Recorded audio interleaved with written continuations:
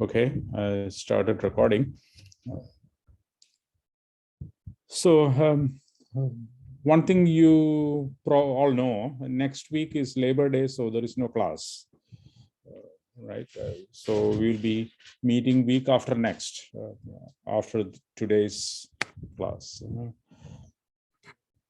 What I want to do today is go over some of the big things from last week and the subject matter for this week. Then I will show you a little bit of the lab, and then we will do the class exercise in the lab. That would be the agenda for today. So let me start by showing you something from last week, which happens every semester, this stuff. So I wanted to emphasize that aspect.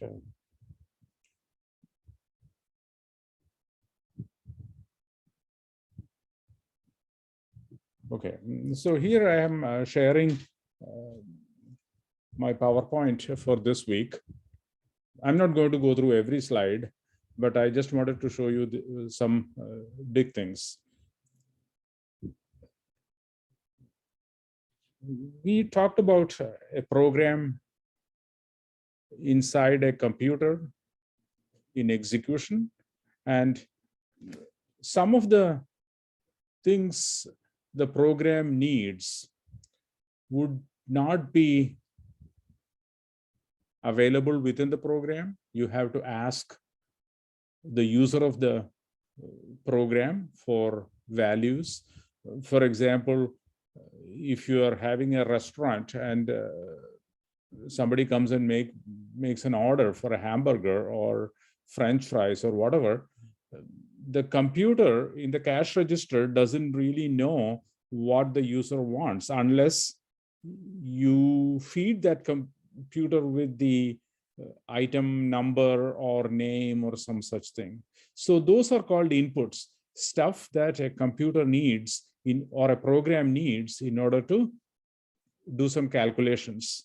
So when you have such a thing, when you have the need for some data, then you use input, and then you say what kind of things you want. Input, for example, a number. That is a very general thing. In particular problems, you will have more information. For example, last week we had a case where we said input in the class exercise, input the price of milk into something. So here you will describe what you want. Here you are saying that you want something, input. Give me this. The program is saying, give me some value. What kind of value? A number. That I said is very, very generic. It is not giving you too much information, but that's all we know. But if you know more specifically, you can say the price of milk or the item, the food item to be purchased or whatever. Then you need a variable to store that value. So you have to give a variable name like X or Y or price or quantity or whatever. So if that is the case, you don't want to write stuff like this, which many of you have done in your lab. Input 10 into X. What does this mean? It doesn't mean anything really. Why do you want to ask somebody for 10? You want, if you don't know something, you ask. If you know that you have to use 10, then you store 10 into X. You should really write X equals 10. Okay, so you should write stuff like this. Set employee pay 2 hours work times 20. That makes sense because then you can do some calculation. Hours worked is, let's say, 15 times 20, that is 300. Make that 300. But Asking somebody for a specific number makes absolutely no sense. If you know that you want 10, why don't you just store 10 into X? Why do you have to ask anybody? So that is something you have to think about, and you should not make that mistake anymore, right? If it is an input, you don't know the value. Then you say what kind of value you want, and then you have a variable into which you store that. Does that make sense? Do you have questions?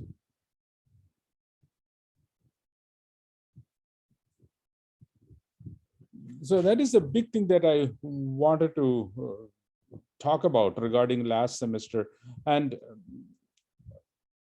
we talked about pseudocode. You wrote some pseudocode for several problems, and we will now go to the next stage. When we wrote pseudocode, it looked a little more like English. Of course, it had some calculations that looked like math. It was a mixture of English and math, although it is not really good English. You don't write Shakespearean English there. You just write simple things, and it may not be grammatically all that elegant or even correct. But that pseudocode, the computer will not understand. The computer does not understand English. It doesn't understand many things. What it understands are things in certain languages. A language called Python is something that you can make the computer understand with some effort. Okay, so as you might have read in one of the readings, the computer contains a central processing unit, which is just electronics. And inside that, you only understand the language of electrical current and voltages. So ultimately, the computer doesn't even understand programming languages. It only understands electrical signals. But fortunately, we can convert programs, we can convert instructions we write in certain languages called programming languages into this electronic signals. So I'm not going to go through the slides much more. So let me go ahead and show you the whiteboard. I want to explain using the whiteboard a little bit, and then we will show you how to do some things on the system. Okay.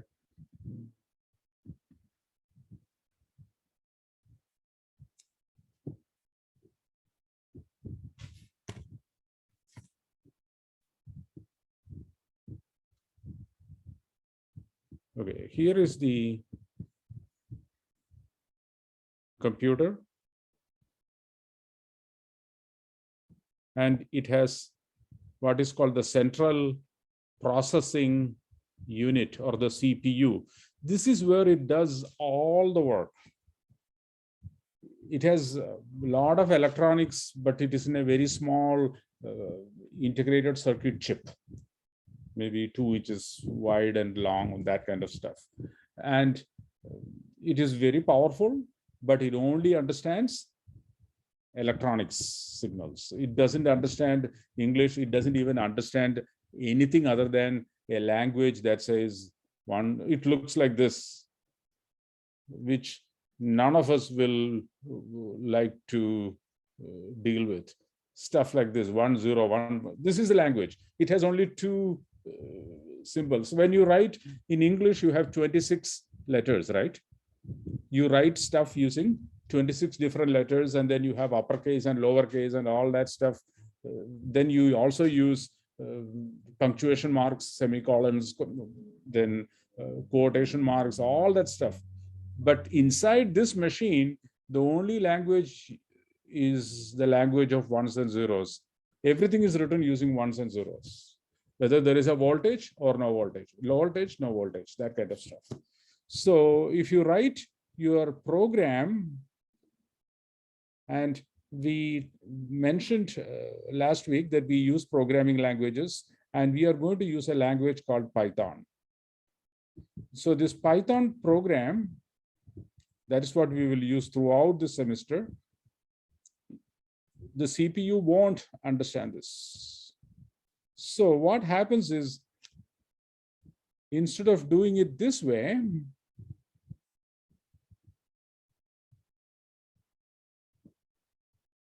we will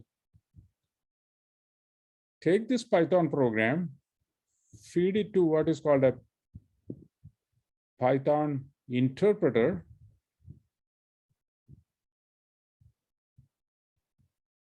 Roughly, this is what happens. This Python program is read by what is called a Python interpreter. What does an interpreter do? An interpreter listens to somebody speaking, and then as this person is speaking, expresses all those ideas in a different language. So you might have seen when dignitaries from other countries come to the White House, and they may be speaking in, say, Romanian or Polish or some foreign language. And of course, most people in this country don't understand those languages. So when they speak, as they speak, somebody stands there and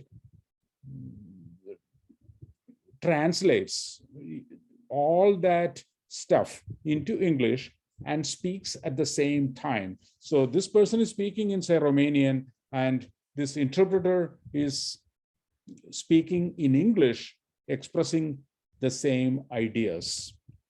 Similarly, as your Python program is being read, the Python interpreter tells the CPU what is to be done. So it not only reads your Python program, it also translates that for execution by the CPU.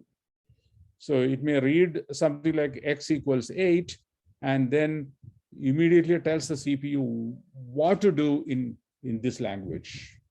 So that is what this Python interpreter is for. And what you need to do, if you haven't done already, is download the Python interpreter and all the associated software. So we'll just call them Python, the whole thing Python. So let me stop here and then show you what to do if you haven't done already. You need to go to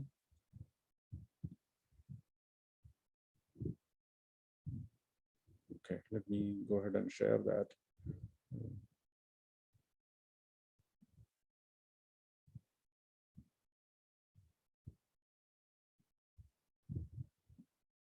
So you need to go to python.org, www.python.org. If you go there, you should see downloads. So click on that, and you need to download Python for Windows or Mac or whatever. I think this is sensing that I have a Mac OS and says download it for that. It doesn't really matter what version of Python you download, as long as it starts with 3 point something. You download it and you have experience installing software, install it. Okay, that's what you should do. You should do that as we are speaking, if you haven't done it already. Okay, you need to use it for your lab today. You need to use it for your assignment due by next class. I mean, week after next, actually, not next week, because we don't. So since we don't have class next week, I'm not asking for any assignment to be submitted next week either. So do that as we go through this. And after you install it, you can execute it. I will show you how to execute it. So let me go ahead and share my desktop, because that is probably essential for doing this.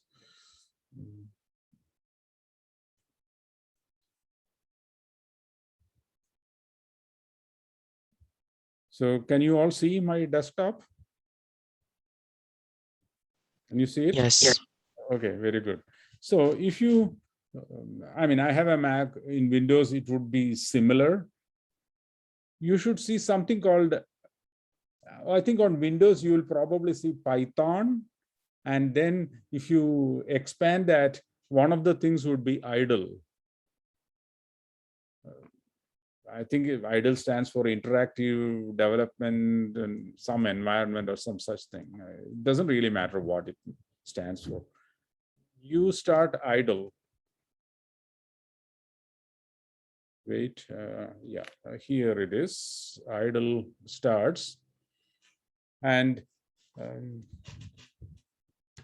at this point, idle is ready to take in commands from you. For example, I could say print. I could type in print and then say hello, and then hit return. It'll print hello. Nothing very useful, but it does something at least. So what it means is print is something that Python can do. Python will make the computer print whatever you put in parentheses within double quotes. So after print, Python requires that you put the left parentheses, close it with the right parentheses, and put whatever you want to print between the parentheses. Since it is a piece of text, I need to put it in quotes, quotation marks. And it prints that. It's not very useful, I know. I mean, if you, why do you want to do that? But it's good to just get a feel for what Python can do. Or you can write x equals 2, y equals 3, and print x plus y. It prints 5. So here I am saying the variable x has to be given the value 2. The variable y has to be given the value 3, and print the value of adding x and y. Since x contains 2, y contains 3, x plus y is 5. So Python prints 5. This is a little more interesting than the previous one. Because if x and y were more complex numbers, complex meaning large numbers or whatever, you may not be able to compute x plus y immediately. This is a little more useful piece of code. You can keep on doing a lot of stuff like this interactively with Python. And you will try out that a little bit in the lab, but this is not permanent in the sense, if you shut down idle, all this work will be lost. I closed Python and everything that I typed in is lost. If you want to make it more permanent, let me restart Python here. If you want to make it permanent, what you must do, and this is what you should do in the lab, 95% of the lab for today, and 100% of the labs in all succeeding weeks, 100% of all assignments, you must click File and then click New File. Don't forget this. Listen to this. You must click File, New File, and type in your commands here. Those are called statements. So the Python statements must go here. Here we are actually writing a program.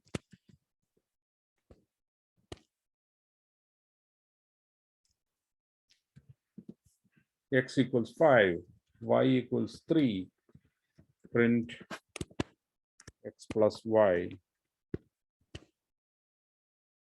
So the first line here, this says print whatever is in parentheses, which is hello. So it prints hello on the screen. Then Python reads the next line, sets x to 5, then sets a variable y to 3, then again prints something, which would be the value of adding x and y. Since x is 5, y is 3, it will print 8. So to execute this, this is a program. You must save this.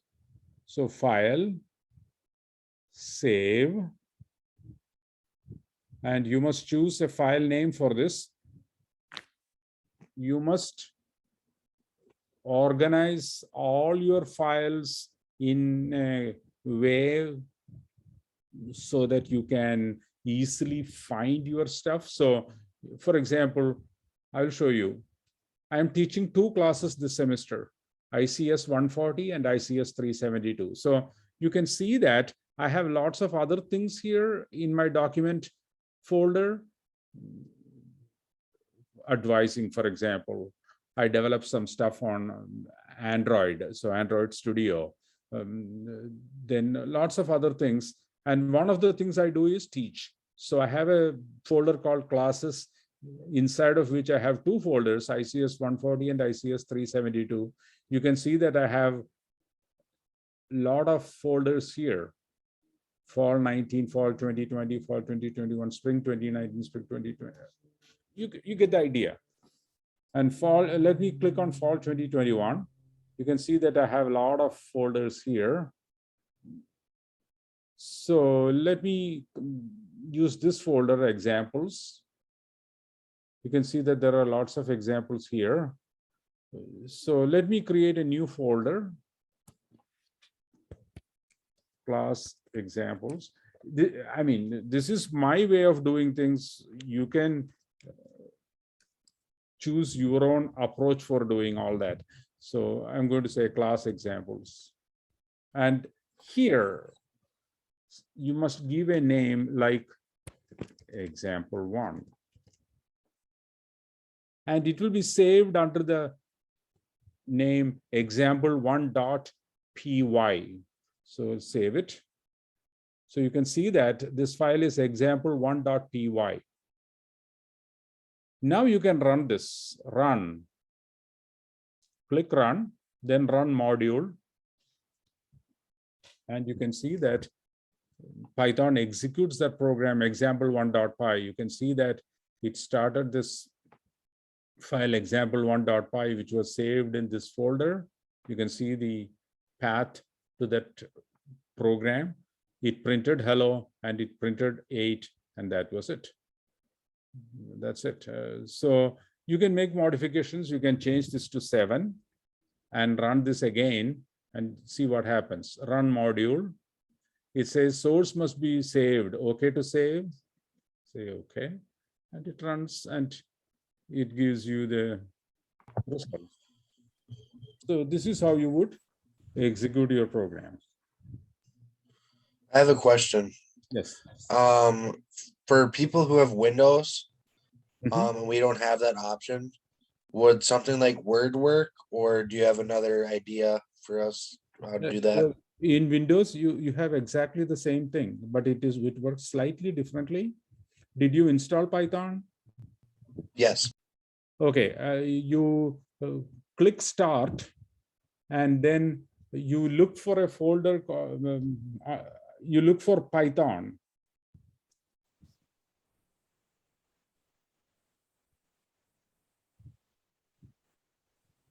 And under that, you should see idle or interactive development environment or some such thing, and click on that.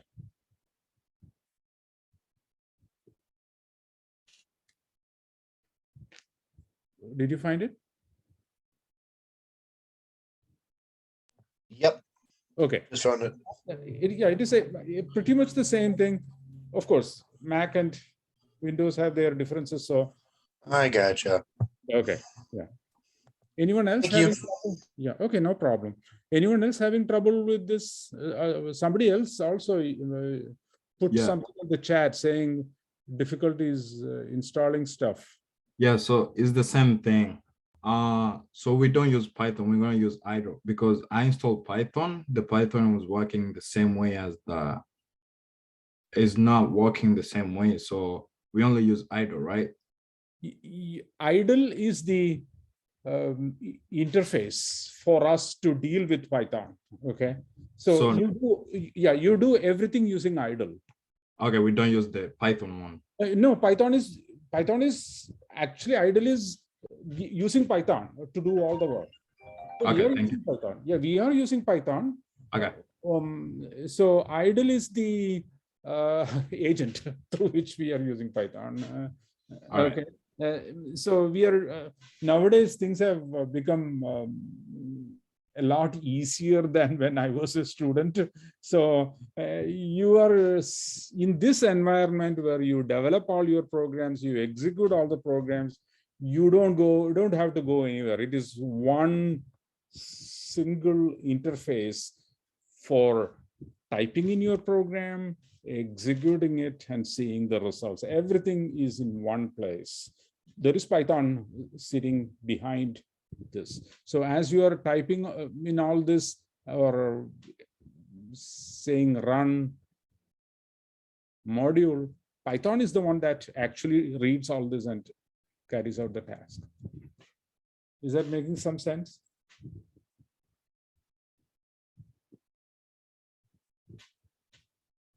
Okay. So there is Python here. Otherwise, this would be more like Notepad, you know. I mean, Mr. Dayton, yes. I'm having a little bit of trouble with mine. What is happening? So when I download Python, hold up.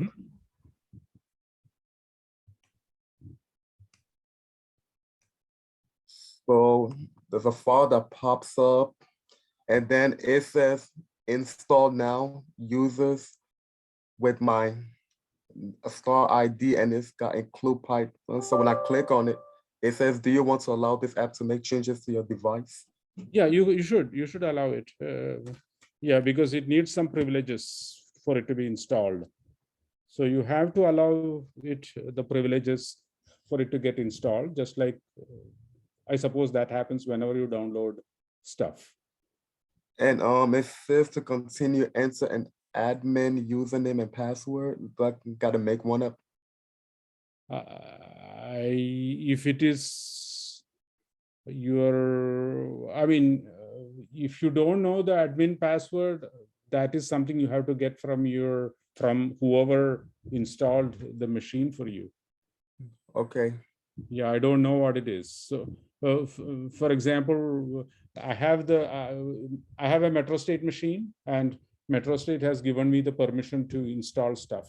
So, Because this one I got to from Metro State too. yeah, then you have to get the privileges from MetroState. Okay, so who do I contact? IT. Okay. Yeah. Thank you. Yeah. Otherwise, you have to use another machine to do this. Okay. Yeah. Thank you. Yeah, no problem. So you must create files, type in everything into the files and save them. Otherwise, your work will be lost. And for assignments, you will type in stuff like this, and it is this file that you must submit. The Python file, the one with the extension py. Some students by mistake submit this stuff. I don't need that. Unless I ask for this, don't submit the result of the execution.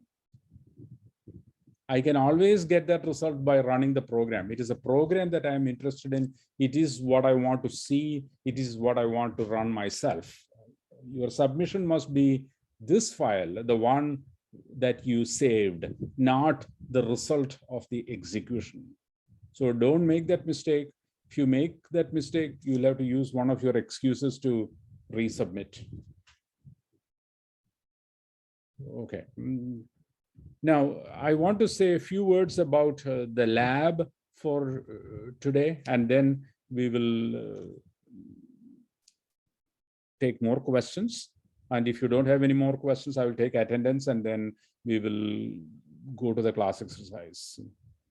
So let me talk about the lab for today. So let me go ahead and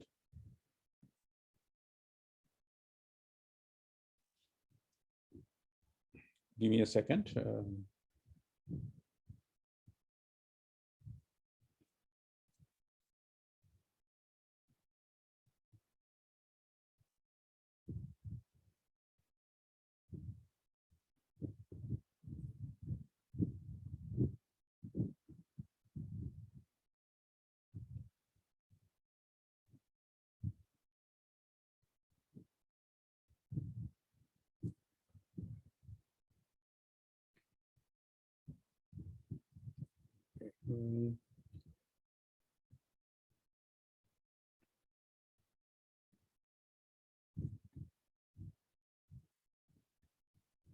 So the lab for today is displayed here.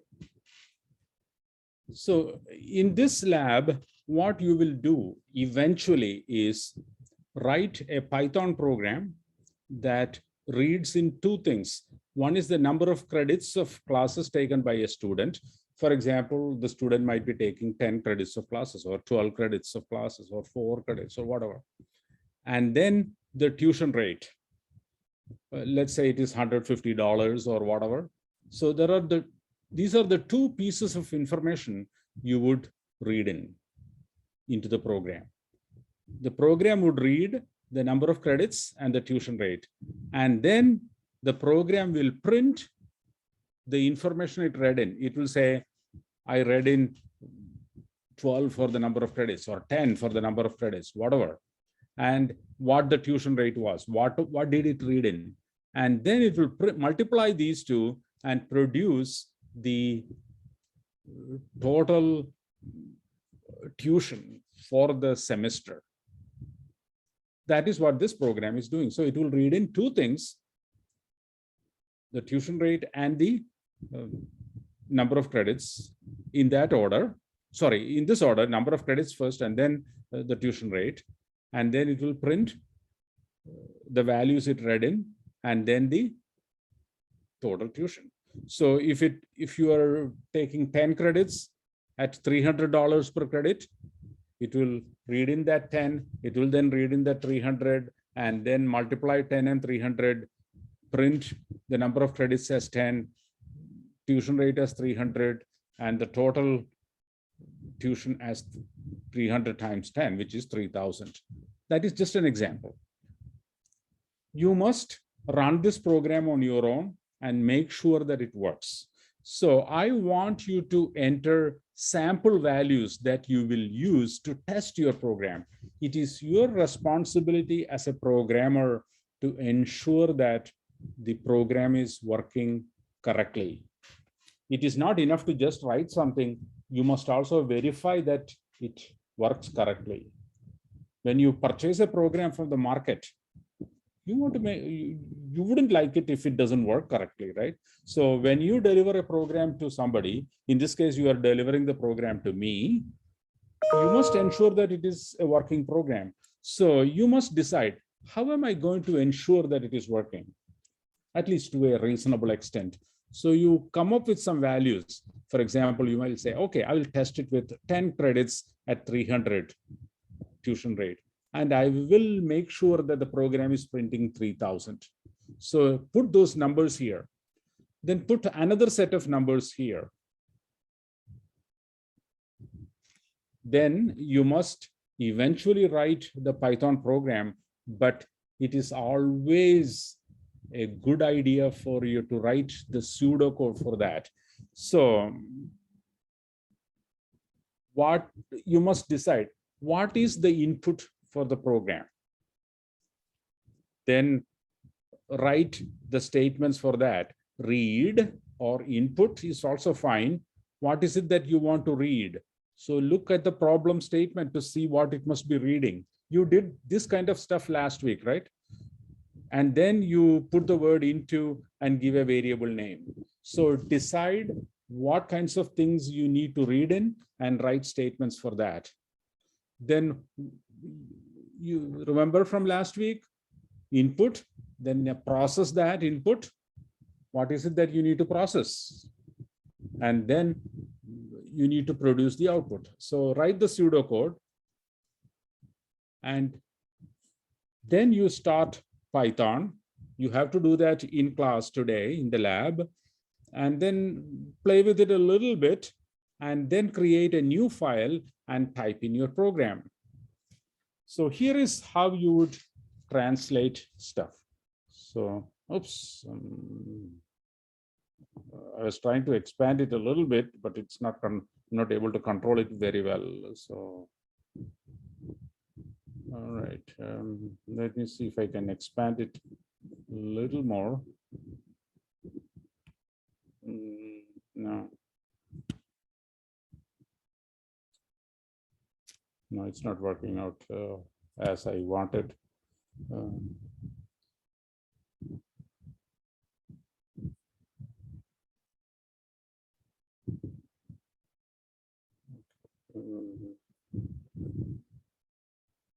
I hope you can read this. All right, because this is in not in very strong print. So if you have pseudocode like this, input an integer into X, that is, you want to read an integer value like 10, 15, etc., into a variable called X, this is how you must write. X equals int input, and then type in something like enter an integer. Put that in quotation marks. What it means is, this is Python code. This is pseudocode. So what does this mean?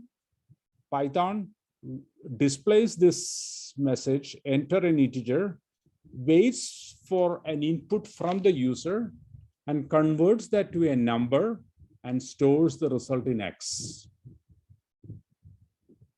You wanted a number to be stored into X, and this is exactly what happens. So this is how you would translate something like this into Python code. You will have to adapt all this when you do your lab. This is just the general way of converting from pseudocode to Python code. This is not exactly what you will type in. You will do something similar. One of the big mistakes that some students make as they start is not match the left and right parentheses.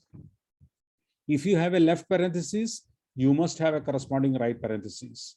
If you have a left quotation mark, you must have a corresponding quotation mark here. If you want to read in a number with a decimal point in it, there is a slight change. Instead of int, you convert that to float. That's it. If you have pseudocode like that says set x to a plus b, you write x equals a plus b. If you have set x to a times b, you write x equals a star b. If you want to print three things, you would say print a comma b comma c. Put everything in parentheses, separate the stuff by commas. Okay. Most stuff in Python is in lowercase.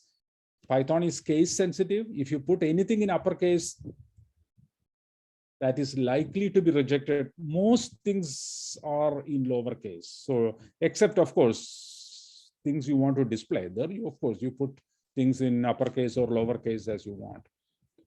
And you must test your program and upload the program, the Python file, not the output itself.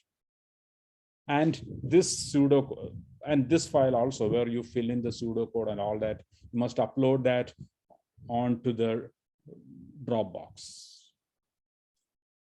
Any questions before we do the class exercise? And I have a question. yes. So at no point are we typing in the pseudocode into Python, right? you will not be typing in the pseudocode into Python. You will be converting the pseudocode into Python and typing in that. All right, thank you. Yeah. Okay. Any other questions? All right, let me stop recording here.